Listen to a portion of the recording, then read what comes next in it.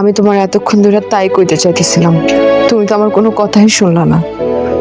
তোমার কেমনে মনে হইলো আমি তোমার স্যার আর একটা মানুষকে ভালোবাসবো? আমি তো শুধুমাত্র চাইছিলাম এদের মতো জানোয়ারদের একটা শায়েস্তা করতে। এদের মতো জানোয়ারের এই সমাজে অভাব নাই, আর এদের মূল টার্গেট হচ্ছে প্রবাসীর বউদের। প্রবাসীর বউদেরকে প্রথমে তারা প্রেমের ফাঁদে ফালায়, তারপরে প্রেমের ফাঁদে ফালায় তাদের টাকা পয়সা সোনা দানা সবকিছু আত্মসাৎ করে তাদেরকে ছাইড়া দেয়। আর এই ফাঁদে সহসল মায়েরা পড়ে। মায়েরা এই ফাঁদে পইরা সমস্ত কিছু তো হারাই, স্বামী সংসার সবকিছু হারায় ফেলে।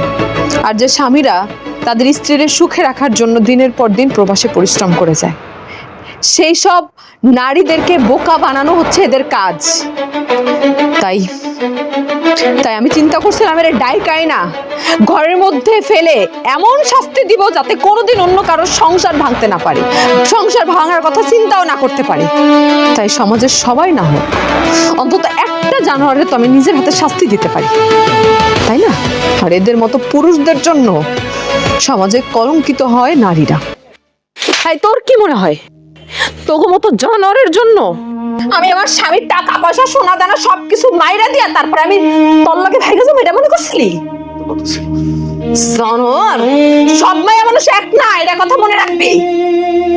যেই স্বামী প্রবাসী থেকে দিনের পর দিন কষ্ট কইরা এই বউর জন্য টাকা পাঠায়, আমি তার সাইডে তল্লাকে যাবো? হ্যাঁ, কত জানোয়ারদের জন্য হাজার হাজার প্রবাসী সংসার ভেঙা যায়। এই যে টাকা পয়সা করবো না, এই টাকা পয়সা নেই, আর লাগবো তোর, আর লাগবো। হ্যাঁ